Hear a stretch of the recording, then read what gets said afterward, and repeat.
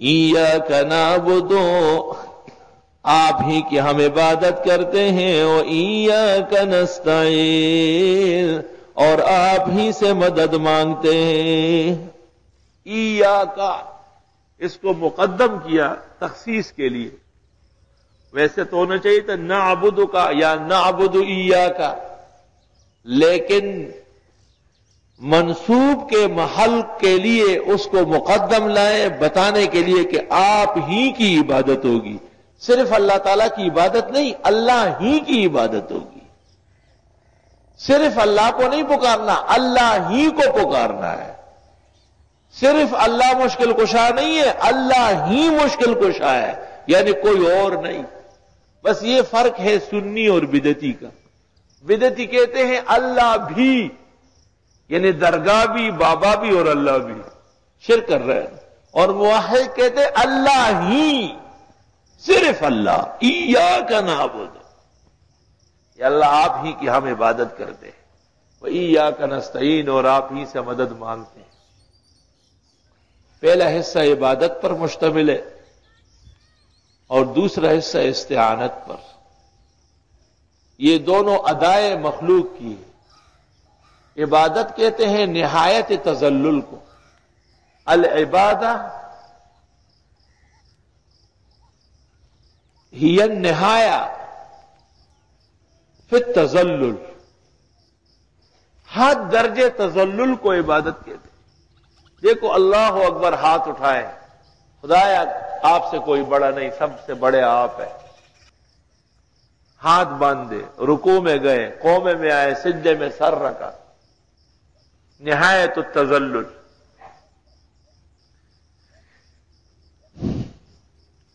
عبادت اور اطاعت میں فرق ہے۔ اطاعت مخلوق کی ہو سکتی ہے، جیسے رسول اللہ صلی اللہ علیہ وسلم کی اطاعت فرض ہے، لیکن آپ کی عبادت نہیں ہے، عبادت تو اللہ تعالیٰ کی ہے۔ تو معظم حقیقی کے حکم پر کسی کا ادب کرنا وہ اطاعت ہے۔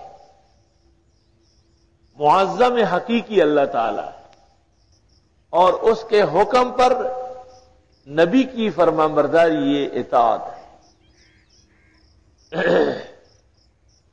یا ایھا الذین آمنوا اطیعوا اللہ واطیعوا الرسول واولی الامر منکم۔ اطاعت جب اللہ تعالی کی طرف منسوب ہو تو وہ عبادت کے معنی میں ہے، اور انبیاء یا اپنے بزرگ جیسے والدین کا احترام، اساتذہ کا احترام، دینی بزرگوں کا احترام، یہ سارا احترام طاعات ہے لاجل المعبود۔ اللہ رب العالمین کا حکم آیا ہے وَقَضَىٰ رَبُّكَ أَلَّا تَعْبُدُوا إِلَّا إِيَّاهُ وَبِالْوَالِدَيْنِ إِحْسَانًا۔ عبادت کے لیے تین چیزیں ضروری ہیں، کم، کیف، عین۔ نئے ساتھی گھبرائے نہیں، عبادت کے لیے تین چیزیں ضروری ہے۔ کم کتنی؟ 2 رکعت، 1 رکعت نفل نہیں۔ کیف طریقہ معلوم ہے، بغیر رکوع کے نماز نہیں، بغیر سجدے کے نماز نہیں۔ اور اینا کب؟ اوقات مکروہ میں نماز نہیں، قبل الفجر نوافل نہیں، بعد الفجر نوافل نہیں، بعد العصر نوافل نہیں، علی التحقیق قبل المغرب نوافل نہیں۔ کم، کیف، عین، جب یہ تین جمع ہو جائیں تو اس سے عبادت شرعیہ بن جائے گی۔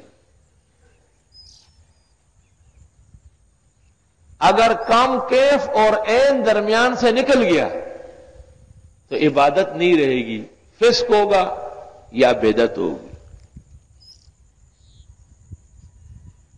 بدعتی سے پوچھو نا کہ آپ جو مردے کا تیجا مناتے ہیں یہ کس دلیل سے ہے؟ آپ جو 10ویں اور چیلم کو ثواب سمجھتے ہیں یہ عبادت کیسے بنے گی جس کا شریعت کو پتہ نہیں ہے؟ آپ جو بزرگان دین اور مردوں کا چیلم اور برسی مناتے ہیں اس میں کم، کیف، عین دکھا دے ہمیں۔ کمیت، کیفیت اور عینیت، تینوں چیزیں جمع ہوگی تو عبادت شرعیہ بنے گی۔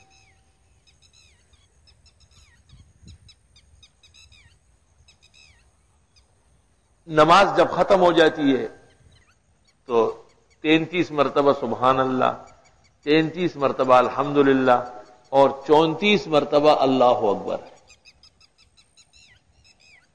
یہ 33 33 34 کیا چیز ہے؟ بس پڑھتے رہے، یہ کم کیف عین ہے۔ دیکھو المدخل ابن الحاج مالکی کی بہترین کتاب ہے رد بدعات میں لکھا ہے کہ ایک شخص کہتا تھا کہ لا ادری ثلاثم و ثلاثین، میں 33 34 نہیں جانتا، بس پڑھتا رہوں۔ خواب دیکھتے ہیں کہ قیامت قائم ہو چکی ہے اور مجرمین کو دوزخ میں ڈالتے ہیں، پہلے اس کو پکڑ لیا اور کہا کہ تم نے ذکر و تسبیح تو کی ہے لیکن سنت کے خلاف کی ہے، اور جس نے پیغمبر کے خلاف کیا ہے اس کا ٹھکانہ دوزخ ہے۔ بھئی قربانی ہم کب کرتے ہیں؟ جب عید کی نماز ہو جائے۔ اگر نمازی عید سے پہلے کسی نے جانور کاٹا تو حدیث میں ہے قدم اللحم لأہلہ، اس نے گھر والوں کے لیے گوشت کا انتظام کیا ہے، قربانی نہیں ہے۔ ابو بردہ ابن نیار رضی اللہ عنہ جلیل القدر صحابی ہے، ابو بردہ ابن نیار، انہوں نے رسول اللہ صلی اللہ علیہ وسلم سے کہا کہ حضرت میں تو بکرا کاٹ کے گوشت تقسیم کر کے نماز عید پڑھنے آیا ہوں۔ آپ نے فرمایا کہ نہیں، جس نے ہمارے ساتھ نماز پڑھ لی اور پھر قربانی کی وہ قربانی ہے، اور جس نے پہلے جانور کاٹا ہے فقد قدم اللحم لأہلی۔ وہ کہتے ہیں حضرت جیراننا جیاول، پڑوس والے بھوکے تھے، بچے پریشان تھے، کئی دنوں سے کھانا نہیں کھائے، بخاری کتاب العزیہ۔ حضرت نے فرمایا جس نے میری سنت کے مطابق قربانی کی وہ قربانی ہے، اور جس نے پہلے کی وقت سے پہلے، اب دیکھو ذرا، عین کو فوت کر دیا، عین کو۔ حضرت سے پوچھا کیا کروں؟ فرمایا دوسرا کرنا پڑے گا، کلعدم ہو گئی نہیں قربانی۔ سنت کے خلاف جانور کاٹا ہے، صحابی نے کاٹا ہے، اچھے ارادے اور نیت سے کاٹا ہے، لیکن نامنظور ہو گئی کیونکہ سنت کے خلاف ہو گیا ہے۔ تو اس نے کہا حضرت میرے پاس ایک بکرا ہے لیکن وہ سال بھر کا نہیں ہے، ویسے بکرے کے لیے ضروری ہے کہ سالینہ ہو، دمبا 6 مہینے کا بھی سال کا لگے تو ہو جائے گا، لیکن بکرا 11 مہینے کا نہیں چلے گا۔ تو آپ نے فرمایا اس کو تم قربان کر لو، وَلَن يُجْزِيَ عَنْ أَحَدٍ بَعْدَكَ، آپ کے بعد کسی سے آئندہ گنجائش نہیں ہے کہ 11 مہینے کا بکرا کٹے۔ 11 مہینے کے بکرے کو 12 مہینے کا سمجھ کر کروایا، لیکن معاف نہیں فرمایا، کیوں؟ سنت کے خلاف کیا ہے۔ کم کیف عین، کم کیف عین۔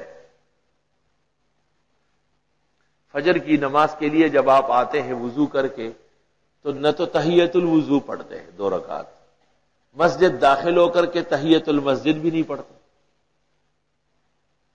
فجر کی نماز سے فارغ ہو کر 1 گھنٹہ آپ سورج نکلنے تک بیٹھے رہتے ہیں کہ سورج نکلے اور اشراق کا وقت ہو جائے، اس درمیان میں آپ نماز نہیں پڑھتے۔ اس درمیان میں نماز نہیں ہے، سنت کے خلاف۔ وقت فجر جب داخل ہو جائے تحیت الوضو تحیت المسجد منع ہے۔ میں یہ پوچھتا ہوں کہ اس وقت اگر کوئی شخص 2 رکعت نفل پڑھے گا تو وہ اللہ اکبر کر کے شروع کرے گا یا نہیں؟ اللہ اکبر کا ثواب نہیں ملتا۔ نیت ہاتھ باندھ کر سبحانک اللہم اللہ کی تسبیح کرے گا، ثواب نہیں مل رہا۔ الحمدللہ پڑھے گا سورہ فاتحہ، ثواب نہیں مل رہا۔ رکوع، سجدہ، قاعدہ، درود شریف، کوئی ایک چیز بھی منظور نہیں۔ کیوں؟ کم کیف عین، عین اصل لیتا۔ یہ کس وقت پڑھ رہا ہے؟ مغرب کی کتنی رکعتیں پڑھتے ہیں فرض کی؟ چلو آج 4 پڑھ لیں، یہ 4تھی رکعت منظور ہو جائے گی؟ کیوں اس میں فاتحہ نہیں پڑھیں گے آپ؟ ایک حرف کی 10 نیکیاں کہاں چلی گئی؟ اور سبحان ربی العظیم اور سبحان ربی الاعلی اور التحیات للہ، سارے کلمات برحق لیکن عین نہیں ہے، محل نہیں ہے، سب کے سب رف اور ٹف، بے ثواب اور بے اجر۔ ہاتھ اٹھائے ہیں مگر لب پر دعا کوئی نہیں، کی عبادت بھی تو وہ جس کی جزا کوئی نہیں۔ صلاۃ و سلام کھڑے ہو کے پڑھے اور چیخ چیخ کے پڑھے اور گلا کنکار کے پڑھے اور یا نبی سلام علیہ کا آ گیا تاج والا، مصطفیٰ جان رحمت پہ لاکھوں سلام، لاکھوں سلام ہو یا کروڑوں سلام ہو، نیکی ایک بھی نہیں ملے گی، کیونکہ مصطفیٰ محمد الرسول اللہ صلی اللہ علیہ وسلم کے طریقے برحق کے خلاف ہے، اور شریعت اس مقصد کے لیے آئی ہے کہ لوگ اتباع کر لے، یہ نہیں کہ ابتدا کر لے۔ ابتدا یبتدئ معنی بدعت گڑنا۔